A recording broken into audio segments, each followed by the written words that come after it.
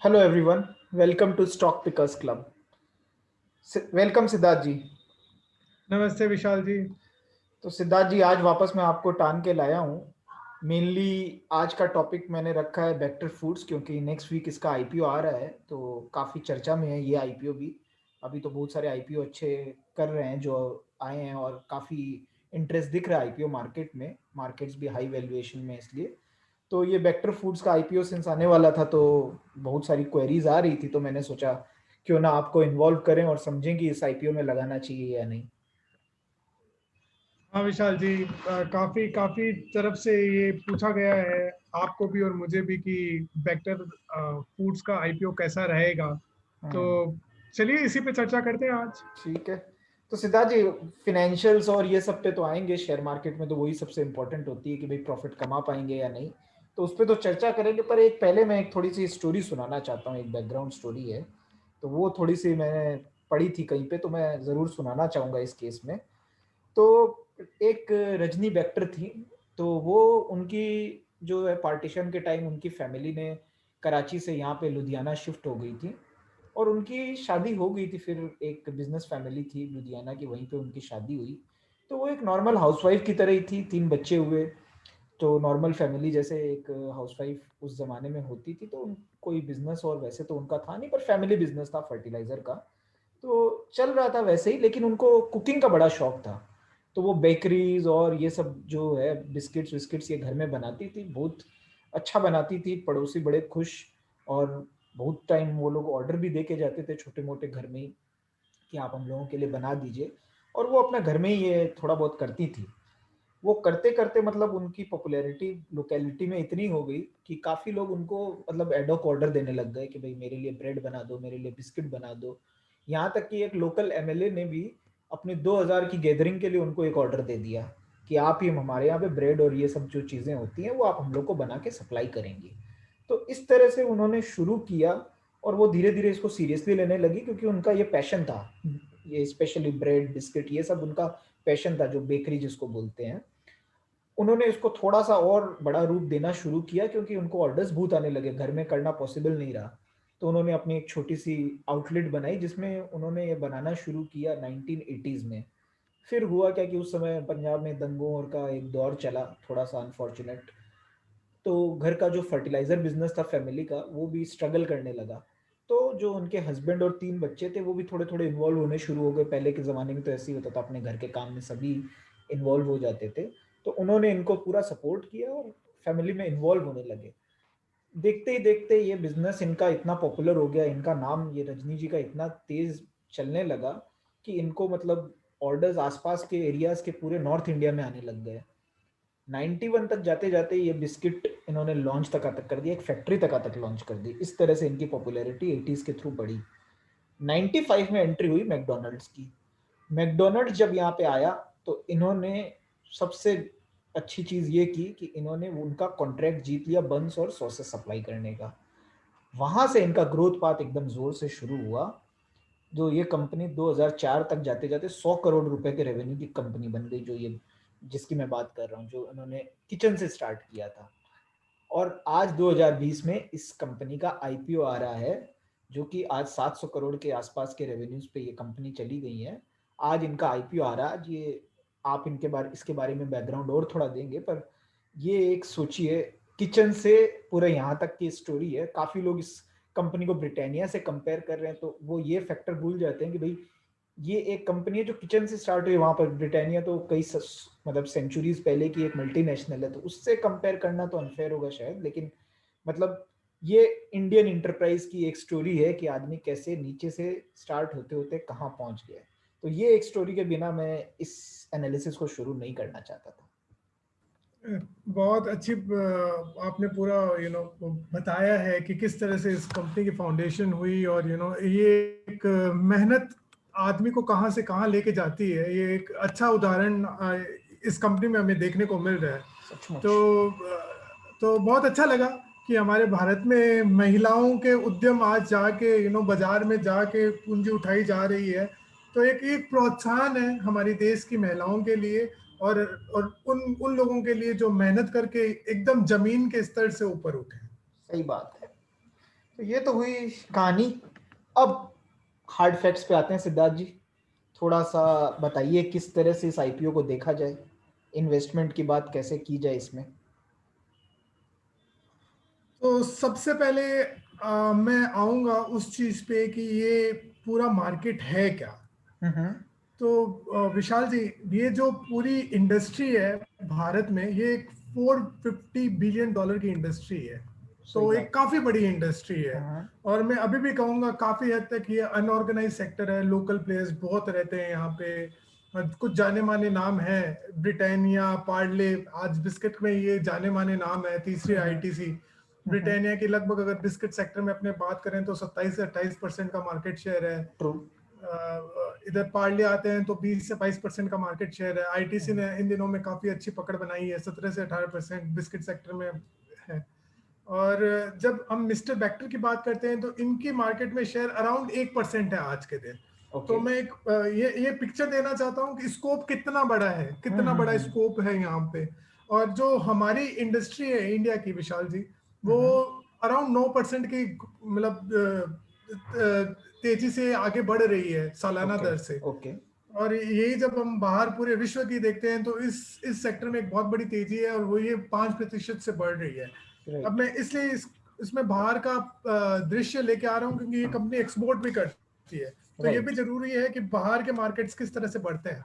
हम्म। तो ये है कि किस तरह से जो वहाँ पे ये मेजर प्लेयर है बिस्किट्स में, जहाँ से इसका 60% रेवेन्यू आप बोल सकते हैं आता है। तो उसकी उसकी परिभाषा है, उसका परिदृश्य है पीछे का, कि ये बैकग्राउंड क्या है इसकी। तो विशाल जी, इस कंपनी की ये खासियत है कि इन्होंने मतलब अपने लिए नॉर्थ इंडिया में काफी नाम बढ़ाया है। ये एक जानी मानी कंपनी है नॉर्थ इंडिया में। ओके। और इसके इसके बहुत बड़े उपभोक्ता आपको मिलेंगे नॉर्थ इंडिया में। हालांकि और बाकी जगहों में आपको इसके बिस्किट्स कम चर्चा में मिलेंगे, लेकिन नॉर्थ इंडिया में इनकी डिस्ट्रीब्यूटरशिप बहुत अच्छी है। तो ये राइट। आपको देखने को मिलेगा। ओके।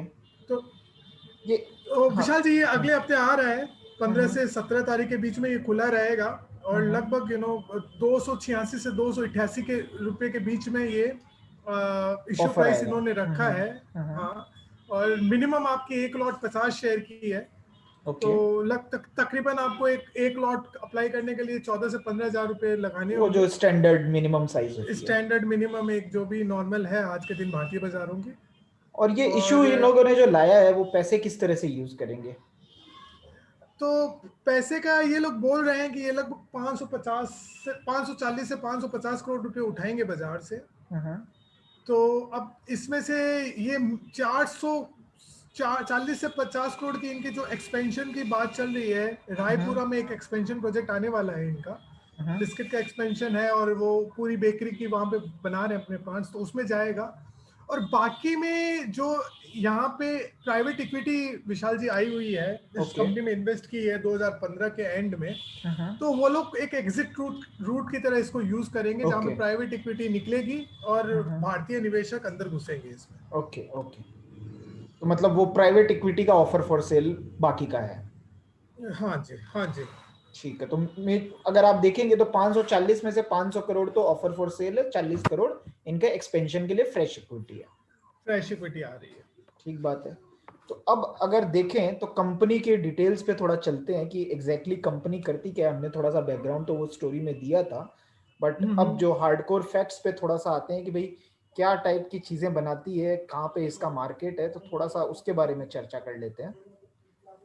तो तो विशाल जी, हाँ बोलिए। इस कंपनी में आप मैंने पता है आपने बहुत डिटेल रिसर्च की है इस कंपनी में। पर ये बता दूं, इनके दो नामी ब्रांड है जो मिस्टर क्रेमिका करके चलता है, और एक है इंग्लिश ओवन करके। तो इंग्लिश राइट। ओवन ये बंस, ब्रेड्स ब्रेड्स। इनमें है। राइट। और ये बैक्टर क्रेमिका मोस्टली आप बिस्किट्स और इन सब में। और इनके पास बहुत बड़ी गैमेट है। जैसे आप बोलोगे तो इनके पास 94 मतलब इस कैटेगरी में ये लोग प्रोडक्ट्स बनाते हैं। और बंस और बेकरी में इनके पास 300 से ऊपर, 390 इनफैक्ट मैं बोलूंगा उसके ऊपर प्रोडक्ट्स है। तो राइट। काफी इनके पास प्रोडक्ट बहुत अच्छी है। और एक और चीज जो जैसे मुझे आप बोल रहे इंटरेस्टिंग थे, लगी, हाँ, एक राइट, चीज जो मुझे जैसे आप बोल, इंटरेस्टिंग लगी कि ये बहुत ही क्यूएसआर चेन के लिए मतलब एक ट्रस्टेड सप्लायर में से एक है। तो बर्गर किंग जिसका आईपीओ भी इतना फेमस हुआ, और ये जितने भी वो ब्रांड्स है जो कि क्यूएसआर जिसको चेन बोलते हैं, वहां पे इसकी सप्लाई चेन बहुत स्ट्रांग लग रही है उस तरह से देखें तो। हाँ, वही मैं आपसे बात हो रही थी और आप बोल रहे थे कि ये जो इंडियन गवर्नमेंट के कैंटीन्स में इन्होंने काफी काफी इन्होंने ऑर्डर मिल रहा है, तो आप उसके बारे में भी बताइए हमारे दर्शकों को कि इनका बड़ा ऑर्डर अभी आज के दिन में कहाँ से आ रहा है। राइट। तो देखिए, जैसे मैंने बैकग्राउंड स्टोरी में बताया था कि मैकडोनल्ड से ये ट्रेंड इनका स्टार्ट हुआ था, जहाँ पे इन्होंने एक बड़े मल्टीनेशनल जब खुल रहे थे यहाँ पे, तो उनको बंस जो सप्लाई करने के लिए ये तैयार हुए। तो एक चीज इसमें समझने लायक बात ये होगी कि आज एक कोई भी लोकल सप्लायर होता है, उसको ऑर्डर तभी इन मल्टीनेशनल से मिलता है जब उसकी क्वालिटी कंट्रोल और ये सारी एकदम अप टू डेट हो, बहुत अच्छी हो, अदरवाइज तो मिल नहीं सकता है। और उनको अपनी टेक्नोलॉजी अपग्रेडेशन भी उस तरह से करनी पड़ती है। तो आज ये जितनी चेन्स को ये सप्लाई कर रहे हैं, उससे ही आप अनुमान लगा सकते हैं कि इन लोगों ने अपनी टेक्नोलॉजी जो होती है प्रिजर्वेशन की हो, चाहे मेकिंग की हो, या उसको सप्लाई करने की हो, वो बहुत अच्छे लेवल की बना के रखी होगी। क्योंकि देखिए, ब्रिटानिया और जो ये सब जो ब्रांड्स है, इनका काम है कि ये लोग बनाते हैं और रिटेल मार्केट में दे देते हैं। ये बिजनेस टू बिजनेस सप्लाई में कितने ज्यादा है, मेरी उतनी नॉलेज तो नहीं है, लेकिन मुझे नहीं लगता कि उस मार्केट में ये लोग ज्यादा ऑपरेट करते हैं। तो उस सेंस में इसका कंपैरिजन इन कंपनियों से करना मेरे को लगता है थोड़ा अनफेयर होगा। ये लोग ऐसे सेगमेंट में है जो ज्यादा फ्रेश फूड्स वाला सेगमेंट, जिसको बोलते हैं कि आज बनाया कल सब तक सप्लाई कर दिया, और फिर वापस एक टेक्नोलॉजी उसके बीच में रहे जो कि उसको बनाए रखे, प्रोडक्ट की जो बोलते हैं उसको खराब होने से बचाए रखे, उस तरह की टेक्नोलॉजी जो प्रिजर्वेशन और की होती है, उसमें भी ये लोग हैं।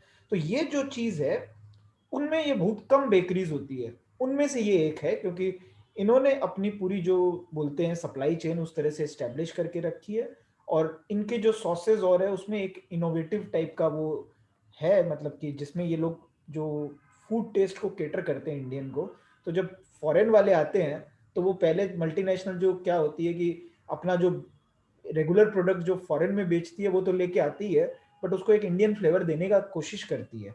यहाँ पे ये लोग बहुत मतलब कि अच्छे और प्रोएक्टिव हो जाते हैं, बिकॉज यहाँ पे एक लोकल प्लेयर की बहुत स्ट्रांग जरूरत होती है।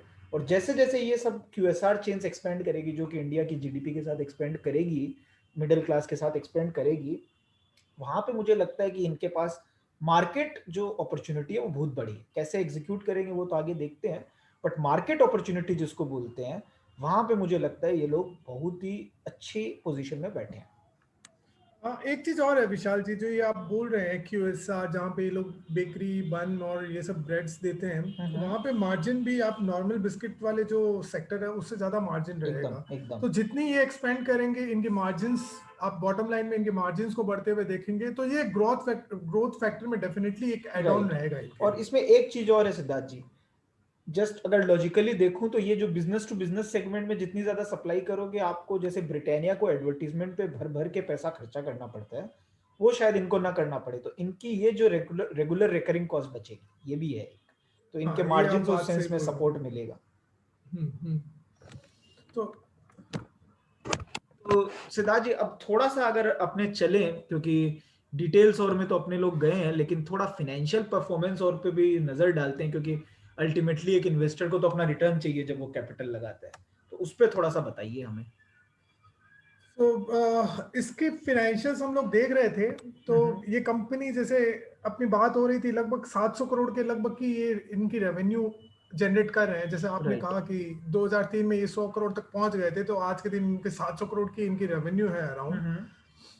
तो इस रेवेन्यू में जो इनकी एबिटा आ रही है, वो हम लोग देख रहे हैं कि लगभग आप देखोगे तो 45 से 50 करोड़ के आसपास, मतलब एक जो मार्जिन जिस हिसाब से देखे हैं हम लोगों ने कि एबिटा लगभग 50, सॉरी माफ कीजिएगा, 90 करोड़ के आसपास इनकी एबिटा हम लोग को राइट। देखने को मिली थी, 90 से 100 करोड़। लेकिन हाँ, जिस तरह से ये जा रहे हैं, वो एक थोड़ा सा कंसर्न रेज करता है कि इनकी ओके। ग्रोथ जो हो रही है वो 4 से 5% है। तो विशाल जी, एक वो मेरे लिए चिंता का विषय है यहाँ पे कि इनकी ग्रोथ ये लो सिंगल डिजिट में क्यों है।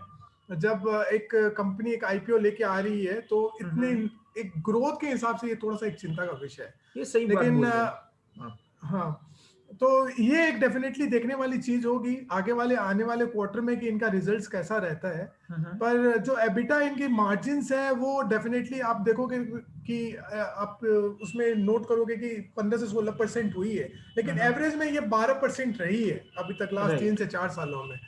तो 12% की एबिटा मार्जिन, और उसके बाद आप देखोगे तो नेट प्रॉफिट के लेवल पे 5 से 7% के बीच में ये लोग निकाल रहे थे। तो ये एक चीज देखने वाली होगी आने वाले दिनों में। राइट। और मैं देख रहा था, मेरे को 2-3 फिगर्स जो मेरी समझ के हिसाब से मैंने देखे, तो मुझे एक चीज और थोड़ी कंसर्निंग लगी कि रिटर्न ऑन इक्विटी भी कोई बहुत ज्यादा हाई नहीं है, वर्किंग कैपिटल साइकिल भी एक नॉर्मल एफएमसीजी से ज्यादा है, बिकॉज ये तो ऑब्वियस है कि बिजनेस टू बिजनेस जब आप सप्लाई करोगे तो वर्किंग कैपिटल भी हाई होनी पड़ेगी। लेकिन वही मुझे लगा कि एक जो रिटर्न रेशियोज जो होते हैं वो उतने इंप्रेसिव नहीं लगे जितने एक एफएमसीजी के होते हैं नॉर्मली। आप सही बोल रहे हो, लेकिन ये सेक्टर अनऑर्गेनाइज से ऑर्गेनाइज की तरफ जा रहा है राइट। विशाल जी। तो एक प्रीमियम कमांड कर रहा है आज के दिन, जो भी कंपनियां यहाँ पे लिस्टेड है वो एक प्रीमियम कमांड कर रही है। राइट। तो शायद इसी के वजह से आप देखोगे कि जिस वैल्यूएशन पे ये कंपनी लिस्ट मतलब इन्होंने ऑफर निकाला है वो अराउंड 55 से 60 टाइम के बीच में जा रहा है कहीं ना कहीं। अगर मैं एग्जैक्टली बोलूं तो 58 टाइम के लगभग जा रहा है। ओके। जो कि इस सेक्टर में आप ब्रिटानिया देखोगे, नेस्ले देखोगे, वो 70-80 के ऊपर वैल्यूएशन में चल रही है। तो ये कंपनी ऑफर प्राइस पे लगभग आपको 58 टाइम्स मिल रही है ऑफ द अर्निंग। तो वो एक देखने की है डेफिनेटली। वैल्यूएशन मतलब उतनी चीप नहीं है। अगर आप वैल्यू इन्वेस्टर के हिसाब से घुसोगे तो डेफिनेटली इतनी ये उतनी आपको अट्रैक्ट नहीं करेगी। बट विशाल जी, आप ग्रे मार्केट में काफी पता रहता है आपको, तो आप डेफिनेटली बता सकते हो लिस्टिंग गेन क्या इसमें आने वाला है क्या हमारे दर्शकों के लिए। राइट। तो ग्रे मार्केट में देखिए, जो ग्रे मार्केट में बस बहुत है इसको लेके। अब देखिए, ग्रे मार्केट तो कोई ऑफिशियल मार्केट तो है नहीं, तो मैं एक डिस्क्लेमर के साथ बोलूंगा भाई, जो सुनी सुनाई बातें और जो नेटवर्क से पता चलता है वो उसके हिसाब से ग्रे मार्केट होता है। तो ग्रे मार्केट का तो कोई अलग लिस्टिंग नहीं होती। तो वहां पे एक बस जरूर है कि इसमें लिस्टिंग गेन्स अराउंड 40% के ऊपर हो सकते हैं। 120 रुपए के आसपास, जो 280 का आपका इश्यू हुआ, 120 के आसपास का प्रीमियम सब बोल रहे हैं कि ग्रे मार्केट में होना चाहिए। तो उस सेंस में तो भाई आईपीओ के लेवल से बहुत ही अट्रैक्टिव लग रहा है ऑब्वियसली। और एक बस जैसे अपने लोगों ने बात किया कि रिटर्न रेशियोज में मे भी अभी आज के डेट में उतनी अट्रैक्टिव नहीं लग रही है, थोड़ा ग्रोथ भी कंसर्निंग रहा है। लेकिन जो मार्केट अपॉर्चुनिटी है वो इस सेक्टर की बहुत ज्यादा है।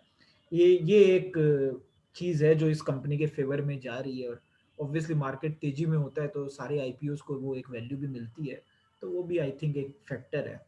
तो आई थिंक सिद्धार्थ जी, अब फाइनेंशियल परफॉर्मेंस में इनकम स्टेटमेंट तो आपने बहुत सिंपल भाषा में समझा दिया। थोड़ी बैलेंस शीट की तरफ, कैपिटल स्ट्रक्चर की तरफ भी नजर डाल दें, बिकॉज ऐसा नहीं हो कि भाई ठीक है इनकम तो फिर भी चल रही है पर बैलेंस शीट इतनी खराब हो कि कंसर्न्स आ जाए वहां पे। तो थोड़ा सा बैलेंस शीट की तरफ भी मुड़ते हैं। कैपिटल स्ट्रक्चर के बारे में कुछ तो बताइए। कि प्रमोटर की कॉर्पोरेट एक्शंस कैसे रहते हैं गोइंग फॉरवर्ड। राइट। और एक मैंने देखा है थोड़ा सा इन्होंने डेट बढ़ाया है, माइट भी वो फैक्ट्री पे काम चल रहा है तो उनकी रिसेंटली में एक डेट इंक्रीज हुई है कंपैरेटिवली।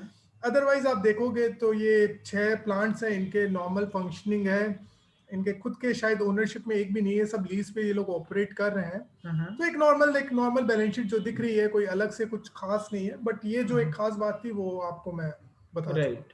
और अब एक चीज और यहाँ पे सबके लिए फायदेमंद रहेगी जानने की कि भाई अब जो है नेक्स्ट जनरेशन, जो जैसे मैंने रजनी जी का बैकग्राउंड दिया था, तो उनके अब जो 3 बेटे हैं वो अब मेन बिजनेस संभाल रहे हैं। रजनी जी और उनके शायद हस्बैंड जो है वो अब थोड़ा बैकग्राउंड में ही है, क्योंकि अब उनकी एज भी हो गई होगी। तो ये भी एक देखने लायक बात होगी कि भाई जो नेक्स्ट जनरेशन है वो किस तरह से इस सारे बिजनेस को संभालेगी। तो सिद्धार्थ जी, जैसे फाइनेंशियल परफॉर्मेंस पे अपने लोगों ने बात की, थोड़ा सा बैलेंस शीट का भी बात किया, थोड़ा इनकम स्टेटमेंट का भी बात किया। देखिए, एक आईपीओ में एक लेवल की एनालिसिस हो सकती है, क्योंकि कॉर्पोरेट गवर्नेंस और जो होती है पास्ट की कुछ चीजों पे हम लोग थोड़ा देख सकते हैं। लेकिन वो तो देखिए जब शेयर लिस्ट होता है उसके बाद 2-3 सालों में टेस्ट होती है। तो आज की डेट में अगर अपने देखें, हम लोगों ने बहुत सारे फैक्टर्स देखे हैं। कुछ एक हमारी इंडिया के स्पेसिफिक फैक्टर्स थे, कुछ एक इस कंपनी के स्पेसिफिक फैक्टर्स थे। अल्टीमेटली एक आईपीओ में जो आ रहा है तो इन्वेस्टर को क्या करना चाहिए, क्योंकि पते की बात तो देखिए वही है कि हमको आईपीओ में अभी क्या करना चाहिए, ये जो आईपीओ आ रहा है। विशाल जी, मैं एक सिंपल से इसको पुट करना चाहता हूँ। मैं एक लॉट से ज्यादा नहीं करूंगा, मैं जरूर बुल रन है, मैं इसमें एक लॉट करना चाहूंगा, और मैं जो भी लिस्टिंग गेन मिलेगा मैं निकल जाऊंगा, मैं इस शेयर के पीछे दौड़ूंगा नहीं इसको पोर्टफोलियो में रखने के लिए ओके आज के दिन। ओके, तो मेरी ये सिंपल सी स्टैंस रहेगी इस कंपनी के तो ऊपर। हमको अप्लाई करना चाहिए, और फिर अप्लाई हाँ करने पे अगर बहुत अच्छा गेन मिल जाता है जो ग्रे मार्केट प्रीमियम इंडिकेट कर रहा है, तो उस पे एग्जिट करने का ही आप सोचेंगे। जरूर विशाल जी, मैं इसको अभी पोर्टफोलियो पे इन वैल्यूएशन पे अभी नहीं रखना चाहूंगा, बट हाँ मैं लिस्टिंग गेन के लिए एक ट्राई करूंगा, अगर वो मुझे मिलता है तो मैं उस दिन ही इससे एग्जिट ले लूंगा। राइट। और अगर बाई चांस मुझे देखिए अगर मार्केट में तेजी रही और बहुत आईपीओ सब्सक्राइब हुआ, नहीं मिला, तो लिस्टिंग पे आप इसको चेस नहीं करने वाले हो, राइट? नहीं, मैं नहीं करने वाला विशाल जी, ठीक ये बात। वैल्यूएशन के हिसाब से उतनी भी अट्रैक्टिव स्टोरी नहीं है। डेफिनेटली हमें 3-4 क्वार्टर देखने पड़ेंगे किस तरह से ये राइट। लोग ग्रोथ दिखाते हैं, क्योंकि आज के दिन प्राइस टू ग्रोथ अगर मैं रेशियो देखूंगा तो इस कंपनी का काफी हाई है। तो वो उतनी उतनी मतलब एट्रैक्टिव नहीं दिख रही है अभी। राइट। तो मतलब सिंपल कंक्लूजन ये है कि आईपीओ में जरूर अलॉटमेंट के लिए सब्सक्राइब करिए, लेकिन लिस्टिंग गेन पे या तो एग्जिट कर जाइए अगर अच्छा लिस्टिंग गेन मिलता है, और अगर आप आईपीओ में मिस हो जाती है, आपको नहीं मिलता है सब्सक्रिप्शन, तो इससे थोड़ा सा दूरी बना के रखिए, आगे जाके ट्रैक करेंगे। है एक्साइटमेंट, स्टॉक एक्साइटिंग सेक्टर में है, लेकिन हमको बाकी फैक्टर्स थोड़े देखने पड़ेंगे। जरूर। थैंक यू सिद्धार्थ जी, बहुत अच्छी एनालिसिस, बहुत सिंपल थी। आई थिंक व्यूअर्स के लिए भी बहुत इजी रहेगा समझने के लिए, और आगे जाके शायद मतलब इस शेयर को जरूर ट्रैक करेंगे, क्योंकि इसकी स्टोरी जो है मुझे बड़ी पसंद आई, और मुझे लगता है कि आने वाले दिनों में इसमें अच्छे गेन्स मिल सकते हैं, और हमारे व्यूअर्स को शायद इस वीडियो से बड़ा फायदा होगा, एटलीस्ट उनको एक सही डायरेक्शन मिल जाएगी कि करना क्या चाहिए। थैंक यू सिद्धार्थ जी। जरूर, धन्यवाद विशाल जी।